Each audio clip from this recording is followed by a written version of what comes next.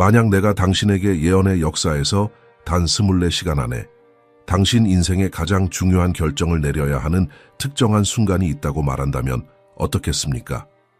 매 초가 중요하고 망설임이 하나님의 보호와 가차없는 박해 사이의 차이를 의미할 수 있는 순간 말입니다. 예수 그리스도께서는 그 중대한 날을 위해 명확한 지침 없이 당신의 추종자들을 남겨두지 않으셨습니다. 그분은 말씀하셨고 경고하셨으며 그 징조가 나타날 때 정확히 무엇을 해야 하는지 상세히 알려주셨습니다. 그러나 멈추지 않는 질문은 이것입니다. 당신은 이 지침들을 알고 있습니까? 당신은 정확한 순간을 알아볼 수 있겠습니까? 그리고 더 중요한 것은 당신은 대환난의 첫 시간들에 필요한 긴급함으로 행동할 준비가 되어 있습니까? 예언의 연대기에는 너무나 놀랍고 무시할 수 없는 순간이 있어서 예수 그리스도께서 친히 그것에 대해 경고하시기를 원하셨습니다. 그것은 수수께끼 같은 비유가 아니었고 복잡한 상징으로 가려진 가르침도 아니었습니다. 그것은 직접적이고 명확하며 잘못 해석될 수 없는 경고였습니다. 주님께서 마태복음 24장 15절에서 멸망에 가증한 것에 대해 말씀하셨을 때 그분은 인류 역사상 가장 끔찍한 단계의 시작을 표시할 결정적인 징조를 가리키고 계셨습니다. 장면을 상상해 보십시오. 재건된 예루살렘, 성전산에 마침내 세워진 제3성전, 고대 유대 전통에 따라 회복된 제사들, 3년 반 동안 카리스마 넘치는 세계 지도자가 인상적인 계약을 통해 이스라엘의 평화를 보장했을 것입니다. 경제는 안정되어 있고 유대 민족이 수천 년 동안 경험하지 못한 안전감이 있습니다. 그러다가 평범해 보이는 어느 날, 바로 그 지도자가 성전의 지성소에 들어갑니다. 그러나 그는 예배하러 오지 않습니다. 그는 더럽히러 옵니다. 데살로니가 후서 2장 4절은 이 순간을 외과적 정밀함으로 묘사합니다. 불법의 사람이 하나님의 성전에 앉아 자신이 하나님인 것처럼 보일 것입니다. 그것은 뒤에서 속삭이는 선언이 아닙니다. 그것은 공개적이고 오만하며 신성모독적인 선포입니다. 그때까지 자비의 가면을 쓰고 있던 적그리스도가 마침내 그의 진정한 본성을 드러냅니다. 그는 경배를 요구합니다. 그는 세상이 그의 이른바 신성을 인정하기를 요구합니다. 그리고 바로 그 순간 가면이 완전히 벗겨집니다. 다니엘 마지막 때에 대한 비범한 계시를 받은 선지자는 그리스도보다 수세기 전에 이미 이 사건을 예언했습니다. 다니엘서 9장 27절에서 우리는 한 이레의 예언적 계약에 대한 묘사를 발견합니다. 문자 그대로 7년입니다. 그 이레의 절반에 본문은 말합니다. 그가 제사와 예물을 그치게 할 것입니다. 이 폭력적인 중단은 정확히 적그리스도가 성전을 침략하고 멸망에 가증한 것을 세울 때 일어납니다. 이 순간의 규모를 생각해 보십시오. 그것은 단지 정치적 행위가 아니며 단순히 외교 조약의 파기도 아닙니다. 그것은 이스라엘의 하나님 자신에 대한 공개적인 전쟁 선포입니다. 그것은 가장이 끝나고 진정한 박해가 시작되는 순간입니다. 그것은 적그리스도가 평화를 만드는 자이기를 그치고 파괴자로 자신을 드러내는 때입니다. 그리고 모든 눈이 볼 것입니다. 애매함이 없을 것이고 의심이 없을 것입니다. 한 사람이 유대교의 가장 신성한 장소에 앉아 자신을 하나님이라 선언하고 자신의 형상이 경배받기를 요구할 때 징조가 주어진 것입니다. 예수님은 이렇게 단호하게 말씀하셨습니다. 선지자 다니엘이 말한 멸망에 가증한 것이 거룩한 곳에 선 것을 보거든 읽는 자는 깨달으라. 이 마지막 구절은 결정적입니다. 그분은 우리에게 주의를 기울이고 공부하고 예언의 연대기를 이해하라고 부르고 계십니다. 왜냐하면 이 징조를 인식하는 것이 문자 그대로 생명을 구할 수 있기 때문입니다. 7년의 환난은 적그리스도가 이스라엘과 맺는 계약으로 시작됩니다. 이 첫 3년 반은 비교적 평화로워 보일 수도 있습니다. 속이는 평화임은 사실이지만 기능적입니다. 그러나 대환난, 예수님께서 세상의 시작부터 지금까지 없었던 것과 같은 전례 없는 고난의 기간이라고 묘사하신 그것은 정확히 그 7년의 중간에 시작됩니다. 그리고 반가소에는 멸망에 가증한 것입니다. 이것이 분수령입니다. 이 순간 이전에는 속임과 거짓 평화가 있습니다. 그 이후에는 완전한 박해와 악마적 분노가 있습니다. 여기 우리가 깊이 이해할 때 마음을 찌르는 것이 있습니다. 하나님은 그분의 백성이 불시에 당하기를 원하지 않으십니다. 그분은 정확한 순간을 표시하셨습니다. 그분은 시각적이고 공개적이며 명백한 징조를 주셨습니다. 한 사람이 예루살렘 성전 안에서 자신을 하나님이라 선언하는 것을 볼 때 이 최고의 신성모독 행위가 전 세계에 방송되는 것을 목격할 때 절대적인 확신을 가지고 아십시오. 예언의 시계가 방금 환난의 중간을 표시했습니다. 그리고 다음 몇 시간이 뒤따르는 3년 반 동안에 당신의 운명을 결정할 것입니다. 그러나 징조를 식별하는 것은 첫 번째 단계일 뿐입니다. 타오르는 질문은 이것입니다. 그 순간이 왔을 때 무엇을 해야 합니까? 예수님은 단지 징조에 대해 경고하지 않으셨습니다. 그분은 뒤따르는 시간들을 위해 구체적이고 긴급하며 급진적인 지침을 주셨습니다. 그리고 이 지침들은 징조 자체를 인식하는 것만큼이나 중요합니다. 이제 우리는 예수님의 모든 예언적 가르침 중 가장 중요한 순간에 도달합니다. 멸망에 가증한 것의 징조를 확인한 후 주님은 망설임이나 장기 계획을 위한 여지를 남기지 않으셨습니다. 마태복음 24장 15절부터 21절까지의 그분의 말씀은 세기를 관통하고 그 끔찍한 날에 살아있을 모든 사람의 마음에 울려 퍼져야 할 만큼 강렬한 긴급함을 담고 있습니다. 명령은 단순하고 직접적이며 의문을 허용하지 않습니다. 즉시 산으로 도망치십시오. 저와 함께 생각해 보십시오. 왜 산입니까? 왜 예수님은 도망의 목적지에 대해 그렇게 구체적이셨습니까? 답은 예언적 지리와 전략적 보호에 있습니다. 산은 자연적 피난처를 제공하고 대규모 박해를 어렵게 만들며 역사적으로 항상 위험에 처한 민족들의 탈출 장소였습니다. 그러나 여기에는 더 깊은 무언가가 있습니다.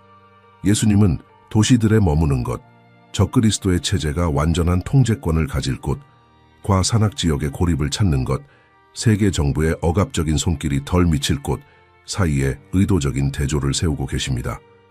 예수님께서 필요한 긴급함의 수준을 자세히 설명하실 때 지침의 강도가 더욱 분명해집니다. 그분은 말씀하십니다. 지붕에 있는 자는 집에서 무엇을 가지러 내려가지 말라. 장면을 상상해 보십시오. 중동에서 전통적인 집들은 사람들이 휴식을 취하고 일하고 기도하는 평평한 옥상을 가지고 있습니다. 예수님은 징조가 일어날 때 당신이 옥상에 있다면 내부 계단을 내려가서 서류, 돈 또는 귀중한 소지품을 가져가는 데 걸리는 몇 분조차 사용하지 말라고 말씀하고 계십니다. 옥상에서 바로 거리로 가서 산으로 달리십시오. 그리고 지침은 계속됩니다. 밭에 있는 자는 겉옷을 가지러 뒤로 돌아가지 말라. 겉옷은 유대적 맥락에서 단순한 옷 한 벌이 아니었습니다. 그것은 사막의 밤 추위로부터 보호해주는 것이었고 담요였으며 때로는 가난한 사람의 유일한 귀중한 재산이었습니다. 예수님은 이 필수적인 품목조차 돌아가는 것을 정당화하지 않는다고 명령하고 계십니다. 메시지는 수정처럼 명확합니다. 당신이 소유한 어떤 것도 즉시 도망 명령에 순종하는 것보다 더 가치가 없습니다. 이 급진적인 긴급함 뒤에는 깊고 두려운 지혜가 있습니다. 적그리스도가 성전에서 그의 진정한 얼굴을 드러낼 때 그가 시행할 통제 시스템은 놀라운 속도로 닫힐 것입니다. 몇 시간 내에 아마도 몇 분 내에 국경이 봉쇄될 수 있습니다. 디지털 감시 시스템이 움직임을 추적할 것입니다. 도로 봉쇄가 이동을 막을 것입니다. 탈출의 기회의 창은 극도로 좁을 것입니다. 망설임에 매 초가 닫히고 있는 함정에 갇히는 것을 의미할 수 있습니다. 예수님은 이렇게 말씀하실 때 특정 집단들에 대한 특별한 연민을 표현하십니다. 그 날에는 아이 벤 자들과 젖 먹이는 자들에게 화가 있으리로다. 그분은 잔인하신 것이 아니라 현실적이십니다. 도망은 육체적이고 요구가 많으며 빠를 것입니다. 임신 후기의 여성들이나 어린 아기들을 가진 여성들은 엄청난 도전에 직면할 것입니다. 그러나 그럼에도 불구하고 관련된 모든 어려움에도 불구하고 명령은 남아 있습니다. 도망치십시오. 왜냐하면 머무는 것은 여정의 어떤 어려움보다도 무한히 더 나쁠 것이기 때문입니다.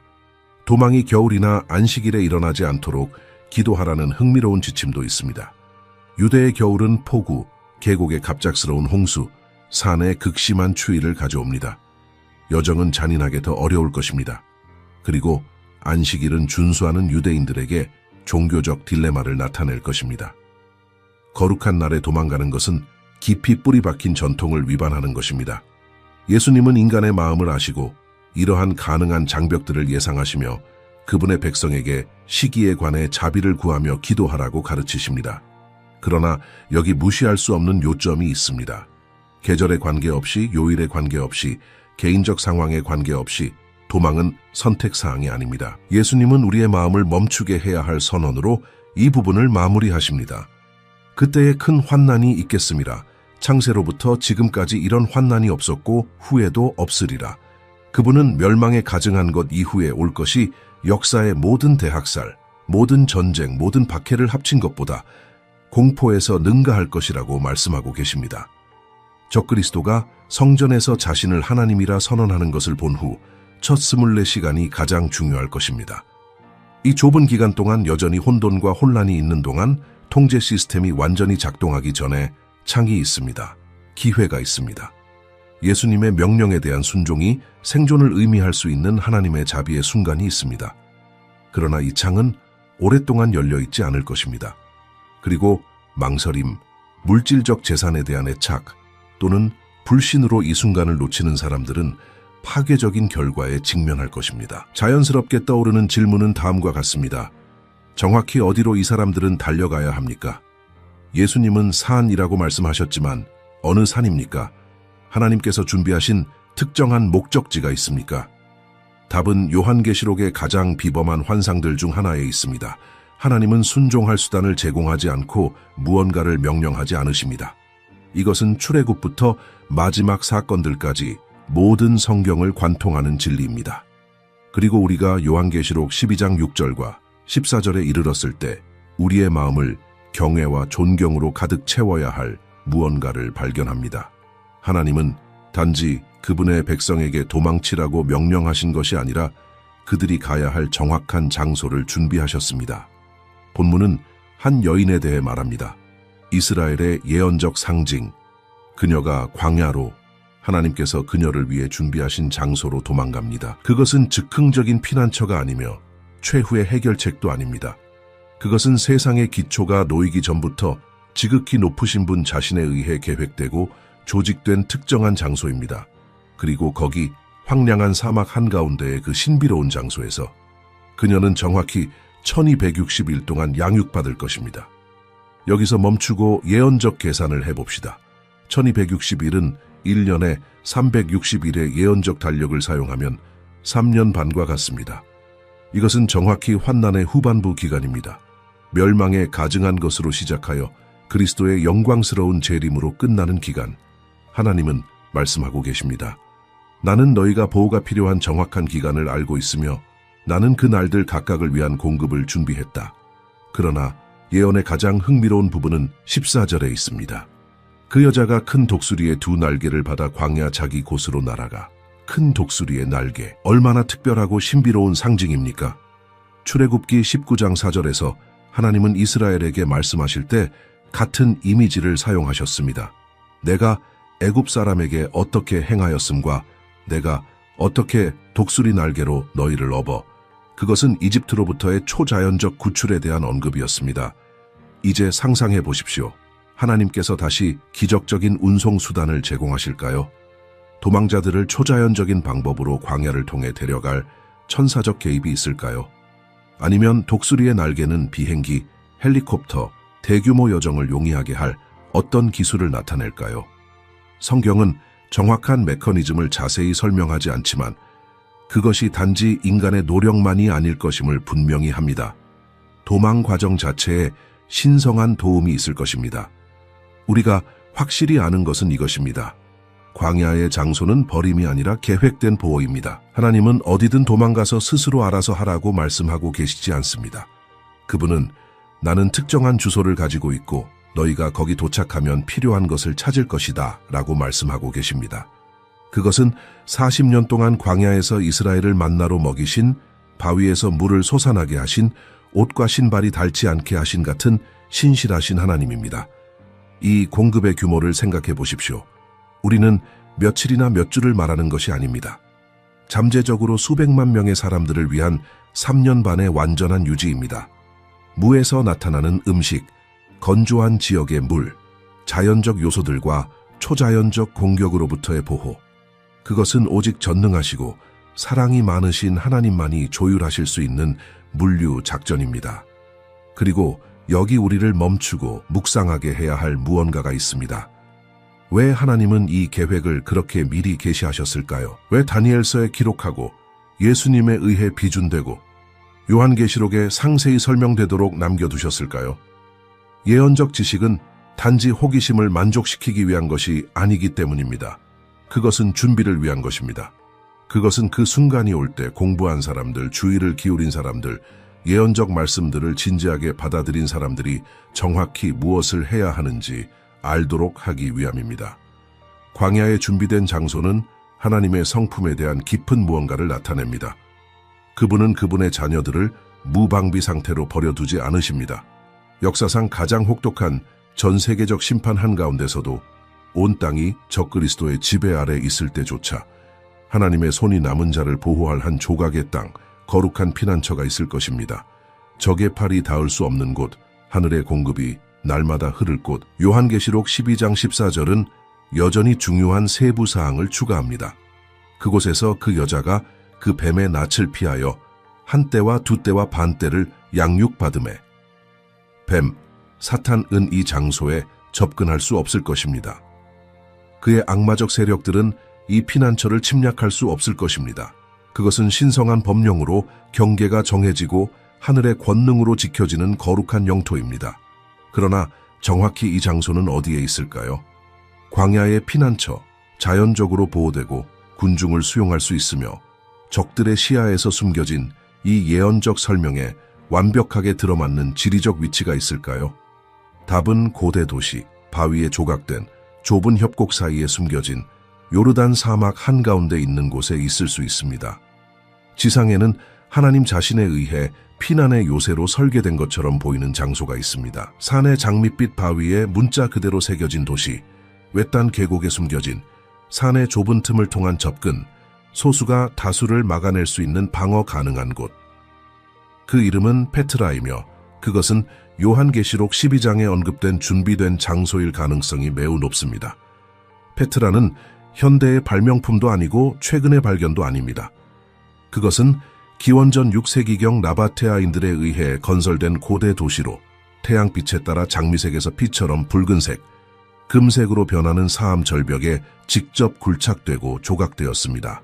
그것은 사막의 장미 도시라고 불리며 그 아름다움은 너무나 인상적이어서 세계 신칠대 불가사의 중 하나로 선언되었습니다. 그러나 아름다움을 넘어서 그것을 예언적 피난처의 완벽한 후보로 만드는 것은 그것의 전략적 특성들입니다. 페트라로의 입구는 시크를 통하는데 1km가 넘는 길이의 자연적으로 좁은 협곡으로 높이가 80m에 달하는 절벽으로 둘러싸여 있습니다. 이곳을 침략하려고 상상해 보십시오. 시크는 일부 지점에서 단지 3-4m의 폭만 가지고 있습니다. 소규모 방어자 그룹이 이 통로에서 전체 군대를 막을 수 있을 것입니다. 그것은 완벽한 군사적 병목 지점, 수적 유세를 무의미하게 만드는 좁은 문입니다. 그리고 당신이 마침내 시크에서 나왔을 때 무엇을 발견합니까? 산에 조각된 완전한 도시 복합체. 보물, 알카즌의 바위에 새겨진 기념비적 외관은 시작에 불과합니다. 수백 개의 무덤, 사원, 집, 원형 극장이 있으며 모두 절벽에 직접 조각되었습니다. 수천 명의 사람들을 수용할 수 있는 자연적이고 건설된 동굴들. 그것은 돌의 자연적 성벽으로 보호되는 완전한 도시입니다. 그러나 페트라는 장기간의 생존을 위해 훨씬 더 중요한 무언가를 가지고 있습니다. 물, 요르단 사막 한가운데서 페트라는 나바테아인들이 빗방울 하나하나를 포착하고 자연샘에서 물을 끌어오기 위해 개발한 정교한 수로 및 저수조 시스템을 보유하고 있습니다. 근처에 아인 무사, 모세의 샘가 있는데 전통에 따르면 모세가 바위에서 물을 솟아나게 했다고 합니다. 물이 없으면 생명도 없습니다. 물이 있으면 사막에서도 장기 생존의 가능성이 있습니다. 페트라의 지리적 위치도 예언적으로 중요합니다. 그것은 에돔의 고대 영토에 위치해 있으며 야곱의 형제에서의 후손들의 땅입니다. 그리고 여기가 성경적 연결이 흥미로워지는 곳입니다. 다니엘서 11장 41절에는 적그리스도가 많은 땅을 정복하는 것에 대한 예언이 있지만 특별히 이렇게 말합니다. 그러나 에돔과 모압과 암몬 자손의 존귀한 자들은 그의 손에서 벗어나리라. 이것이 무엇을 의미하는지 이해하십니까? 하나님은 페트라가 위치한 지역, 에돔, 모압, 현재 요르단의 일부, 이 적그리스도의 직접적인 통제에서 벗어날 것이라고 말씀하고 계십니다. 적그리스도가 정복하기를 원하지 않아서가 아니라 하나님께서 이 지역에 보호를 세우셨기 때문입니다. 그것은 마치 하나님께서 지리적으로 한 조각의 땅을 예약하시고 천년을 통해 보존하시고 마지막 날에 피난처로 사용될 정확한 목적을 위해 이용 가능하게 유지하신 것과 같습니다. 페트라의 수용 능력에 대해서도 생각해 보십시오. 고고학적 추정에 따르면 전성기의 이 도시는 2만에서 3만 명의 영구 거주자를 수용했습니다. 그러나 모든 동굴 구조물 및 이용 가능한 지역을 고려하면 특히 편안함이 우선 순위가 아닌 비상 상황에서 페트라는 쉽게 수십만 명의 난민을 수용할 수 있습니다. 일부 추정치는 100만 명 이상의 사람들이 그곳에서 피난처를 찾을 수 있다고 말합니다. 페트라의 방어적 지리 자체가 인상적입니다.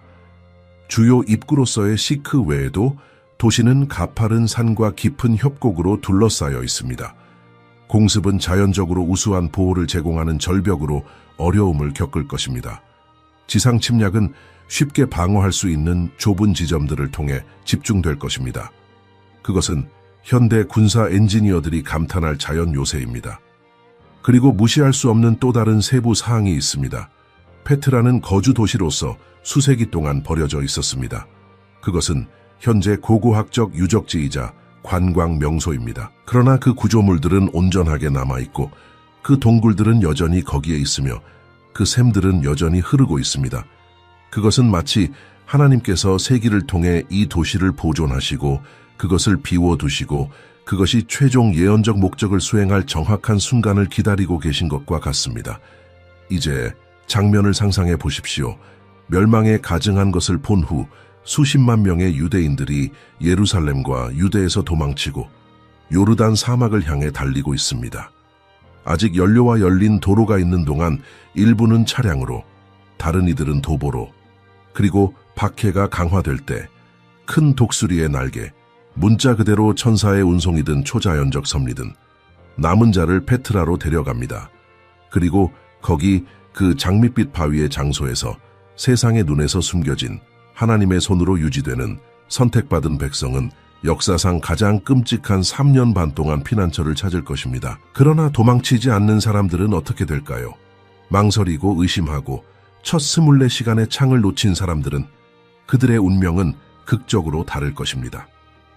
비록 듣기 어렵더라도 모든 명확함으로 말해줘야 할 어두운 진실이 있습니다. 도망의 창을 놓친 사람들, 적그리스도의 통제 아래 도시들의 남은 사람들에게 삶은 쉬운 탈출이 없는 악몽으로 변할 것입니다. 요한계시록 13장에 묘사된 짐승의 체제는 은유가 아닙니다.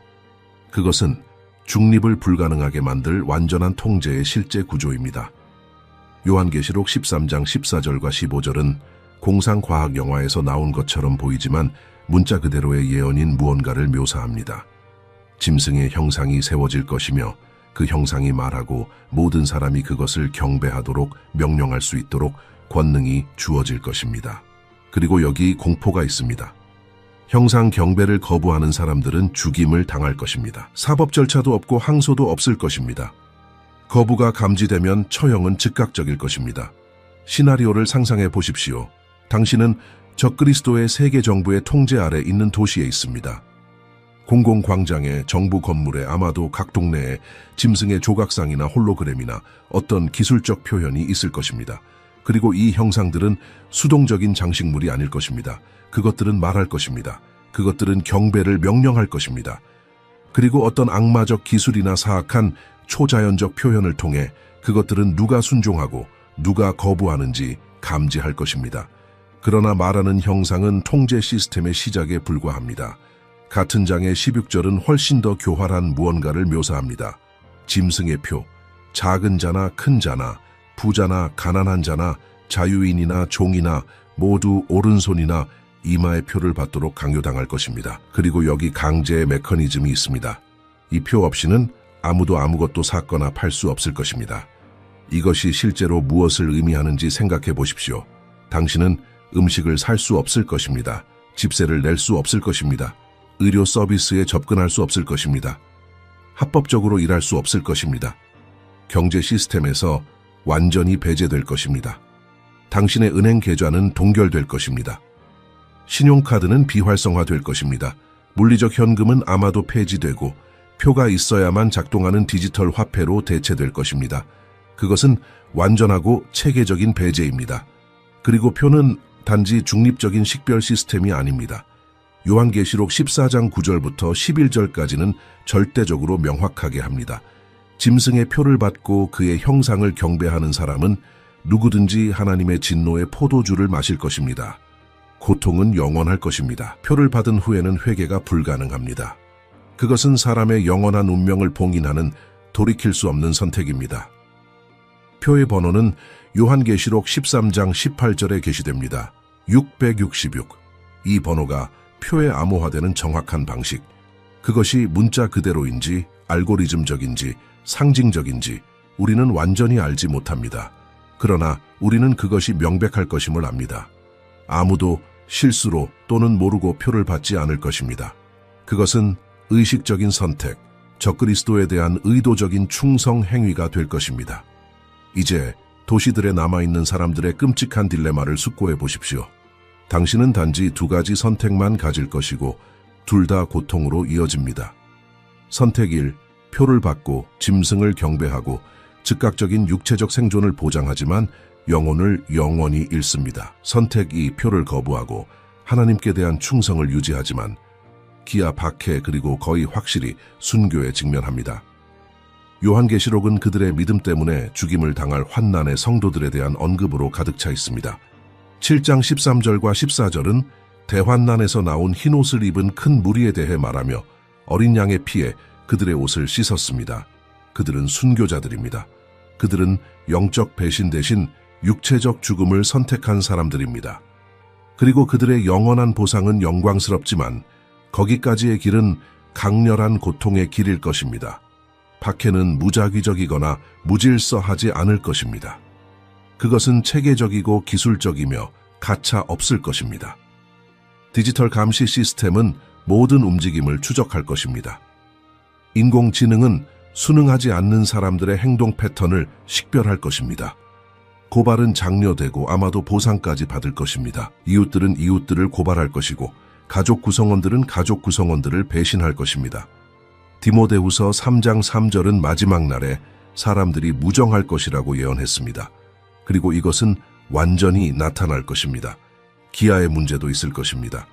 요한계시록 6장은 심각한 식량 부족을 포함하는 심판들을 묘사합니다. 하루의 품삯은 단지 한 되의 밀, 한 사람이 하루 동안 먹을 기본 음식, 만 살 것입니다. 그리고 이것은 표를 가지고 살 수 있는 사람을 위한 것입니다. 거부하는 사람들에게는 그 선택조차 존재하지 않을 것입니다. 초자연적 공급에 대한 완전한 의존, 지하 신자 네트워크, 단지 생존하기 위한 매일의 기적이 될 것입니다.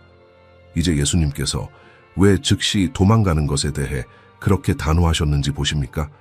왜 겉옷을 가지러 돌아가지도 말라는 짓이었는지. 왜냐하면 첫 24시간의 도망의 창을 잡는 것과 이 기회를 놓치는 것 사이의 차이는 페트레에서의 3년 반의 신성한 보호와 짐승의 체제 아래 3년 반의 지옥 같은 박해 사이의 차이이기 때문입니다. 이것이 뒤에 남겨진 사람들에게 믿음의 궁극적 시험이 될 것이라고 말하는 것은 과장이 아닙니다. 매일이 초자연적 용기를 요구할 것입니다. 모든 식사는 미해결 문제가 될 것입니다. 모든 새벽은 마지막이 될 수 있습니다. 그리고 이 모든 것을 통해 단순히 굴복하고 표를 받고 즉각적인 고통을 끝내려는 끊임없는 유혹은 압도적일 것입니다. 그러나 예수님의 지시에 순종하는 사람들, 징조를 인식하고 즉시 도망가는 사람들에게는 현실이 근본적으로 다를 것입니다. 기아 대신 공급이 있을 것입니다. 박해 대신 보호가 있을 것입니다.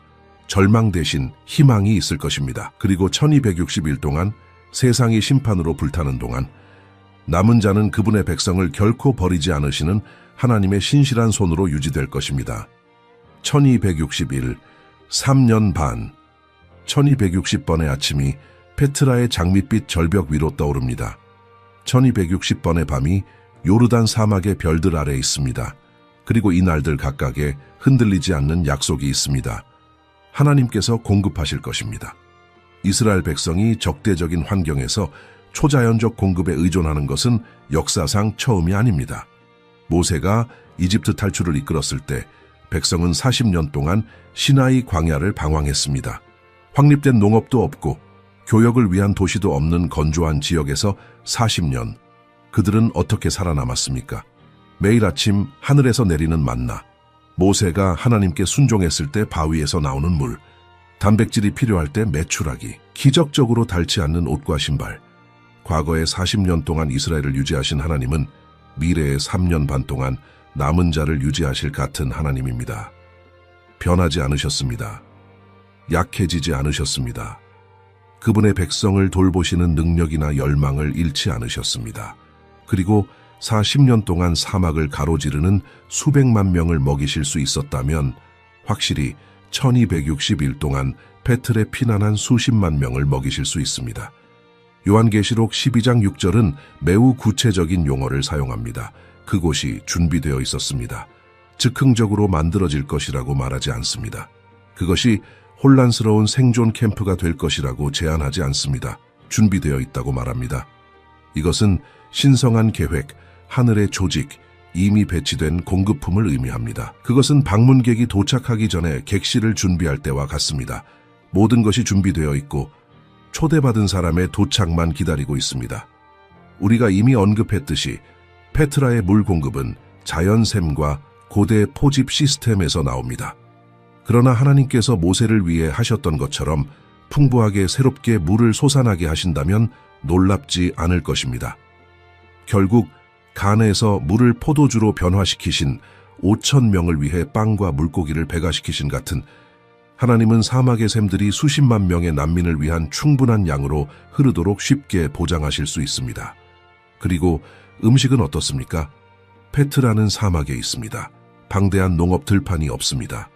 주변 요르단 지역은 약간의 생산 능력을 가지고 있지만 3년 반 동안 대규모 난민 인구를 유지하기에는 충분하지 않습니다. 그러므로 논리적으로 공급은 하늘에서 와야 할 것입니다. 현대판 만나? 증식의 매일의 기적? 천사들이 가져오는 공급품? 성경은 정확한 메커니즘을 자세히 설명하지 않지만 결과를 보장합니다. 그들은 유지될 것입니다. 페트라가 제공하는 물리적 보호도 생각해 보십시오. 자연동굴은 요소들로부터 피난처를 제공할 것입니다. 요르단의 사막 기후는 극단적입니다. 낮에는 타는 듯한 더위, 밤에는 강렬한 추위. 그러나 페트라의 바위 구조물은 자연적 단열재로 작동합니다. 낮 동안 동굴은 시원하게 유지됩니다. 밤에는 약간의 열을 보유합니다. 그것은 불리한 조건에서 생존하도록 설계된 자연적 건축입니다. 그러나 물리적 공급을 넘어서 훨씬 더 중요한 무언가가 있습니다. 영적 보호. 요한계시록 12장 14절은 여자가 한 때와 두 때와 반 때 동안 뱀의 시야에서 벗어나 양육받을 것이라고 말합니다. 사탄은 남은 자가 어디에 있는지 알 것입니다. 그는 그들을 파괴하기를 원할 것입니다. 그러나 그는 그들에게 도달할 수 없을 것입니다. 그것은 하나님에 의해 악마 세력의 금지 구역으로 표시된 영토입니다. 이것이 공격 시도가 없을 것이라는 의미는 아닙니다. 요한계시록 12장 15절은 뱀이 여자 뒤에서 그의 입에서 물을 강처럼 토해내어 그녀를 휩쓸어 가려 한다고 언급합니다. 많은 사람들은 이것을 문자 그대로의 군사 공격으로 해석합니다. 아마도 페트라를 침략하려는 적그리스도의 세력. 그러나 16절은 계속됩니다. 땅이 여자를 도와 그 입을 열어 강을 삼켰습니다. 초자연적 지리적 개입. 아마도 침략 부대를 삼키는 틈을 만드는 지진. 아마도 땅의 기적적 개방에 의해 우회되는 갑작스러운 홍수. 어쨌든 신성한 보호가 보장됩니다. 2260일 동안 나머지 세상이 하나님의 진노의 대접들 아래 고통받고 있는 동안 재앙, 어둠, 전쟁, 지진, 페트라는 상대적 평화의 오아시스가 될 것입니다. 그것은 현대적 의미에서 편안하지 않을 것입니다. 사치품은 없을 것입니다. 인터넷, 텔레비전, 쇼핑몰은 없을 것입니다. 그것은 단순하고 공동체적이며 모든 기본적 필요를 위해 하나님께 의존하는 삶이 될 것입니다. 그러나 그것은 생명이 될 것입니다. 그것은 희망이 될 것입니다. 그것은 보존이 될 것입니다. 그리고 여기 깊이 감동적인 무언가가 있습니다. 이 공급은 단지 육체적 생존에 관한 것이 아닙니다. 그것은 메시아의 귀환을 위해 백성을 준비시키는 것에 관한 것입니다. 페트라에서 이 3년 반 동안 세상의 산만함에서 멀어지고 모든 필요를 위해 완전히 하나님께 집중하면서 이 유대 남은 자와 함께 영적으로 무언가가 일어날 것입니다. 그들은 매일 기적을 볼 것입니다. 그들은 신성한 아버지의 돌봄을 경험할 것입니다. 그리고 많은 사람들이, 아마도 대부분이 마침내 2000년 전에 그들이 거부했던 메시아로서 예수님을 인정할 것입니다. 스가랴 12장 10절은 이 순간을 예언합니다. 내가 다윗의 집과 예루살렘 주민에게 은총과 간구하는 심령을 부어주리니 그들이 그 찌른 바 그를 바라보고 그를 위하여 애통하기를 독자를 위하여 애통하듯 하며, 집단적 계시의 순간, 인정의 순간, 국가적 회개의 순간이 있을 것입니다. 그리고 이것은 그들이 페트레 피난해 있는 동안, 완전히 하나님께 의존하고 있는 동안 일어날 가능성이 매우 높습니다. 첫 24시간 동안 예수님의 지시에 순종하는 것은 단지 육체적 파괴로부터 몸을 구할 뿐만 아니라 사람들을 그들의 영적 눈이 열릴 정확한 장소에 일시적 피난처뿐만 아니라 영원한 구원을 찾을 곳에 위치시킬 것입니다. 그들이 하나님의 손길이 그렇게 명확하게 역사하시는 것을 볼 것이므로 더 이상 의심이나 불신의 여지가 없을 것입니다. 그리고 1260일이 마침내 끝날 때 예수 그리스도께서 그분의 성도들과 함께 영광 중에 돌아오셔서 감람산에 내려오실 때 페트라에서 보호받은 남은 자는 단지 생존자로서가 아니라 변화된 예배자로서 정화된 믿음과 이스라엘의 하나님께서 그분의 약속에 항상 신실하시다는 강력한 증거를 가지고 천년 왕국에 들어갈 준비가 되어 나올 것입니다. 이 모든 것, 이 모든 공급, 이 모든 보호, 이 모든 예언적 조율, 은 단 하나의 요인에 달려 있습니다. 징조가 나타날 때 즉시 순종하는 것. 왜냐하면 하나님은 누구도 페트라에 가도록 강요하지 않으실 것이기 때문입니다. 그분은 명령하셨고 그분은 장소를 준비하셨으며 그분은 공급을 보장하셨습니다. 그러나 첫 24시간의 중요한 시간 동안 순종하는 선택은 여전히 각 개인에게 속해 있습니다.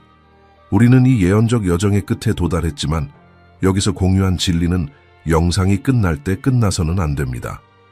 당신은 방금 미래의 문자 그대로 생명을 구할 수 있는 지식을 받았습니다. 단지 육체적 생명뿐만 아니라 영원한 운명도. 예수 그리스도께서는 그분의 무한한 자비로 인류 역사의 가장 위험한 순간을 위한 명확한 지침 없이 그분의 백성을 남겨두지 않으셨습니다. 그분은 정확한 징조를 표시하셨습니다.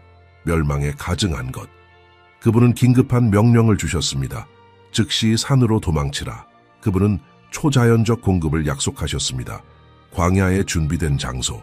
그리고 이 모든 것을 통해 그분은 가장 혹독한 전 세계적 심판 한가운데서도 하나님은 여전히 그분을 찾는 사람들을 위한 피난처이심을 보여주셨습니다. 피할 수 없는 질문은 이것입니다.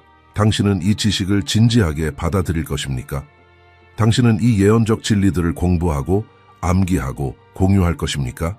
왜냐하면 적그리스도가 마침내 성전에 들어가서 자신을 하나님이라 선언할 때 연구하고 상담하고 숙고할 시간이 없을 것이기 때문입니다. 순종하거나 망설이는 시간만 있을 것입니다.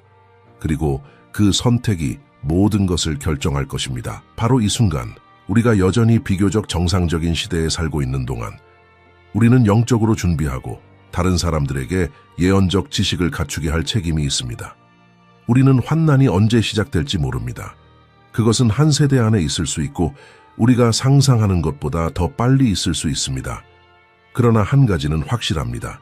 다니엘서, 마태복음, 데살로니가서, 요한계시록에 기록된 모든 것이 예언된 대로 정확히 성취될 것입니다. 성전이 재건될 것입니다. 적그리스도가 그의 동맹을 맺을 것입니다. 그리고 그 일의 중간에 그는 그의 진정한 신성모독적 본성을 드러낼 것입니다. 예언들을 아는 사람들, 징조들을 공부한 사람들, 예수님의 지시를 마음에 간직한 사람들에게는 혼란 한가운데 명확함이 있을 것입니다. 다른 사람들이 혼란으로 마비될 때 방향이 있을 것입니다.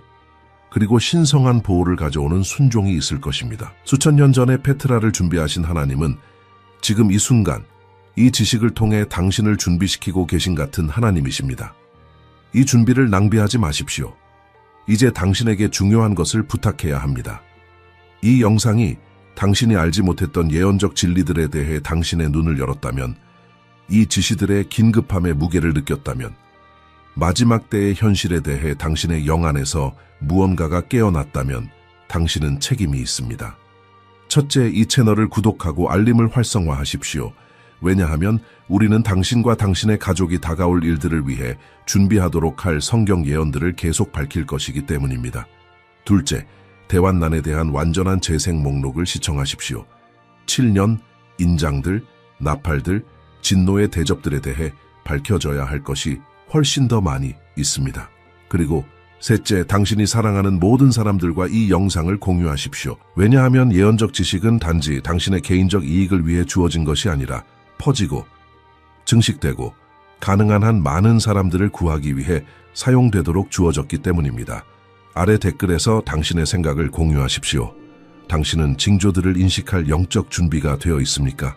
당신은 이 지식을 당신의 기도와 공부 생활에 어떻게 적용할 것입니까?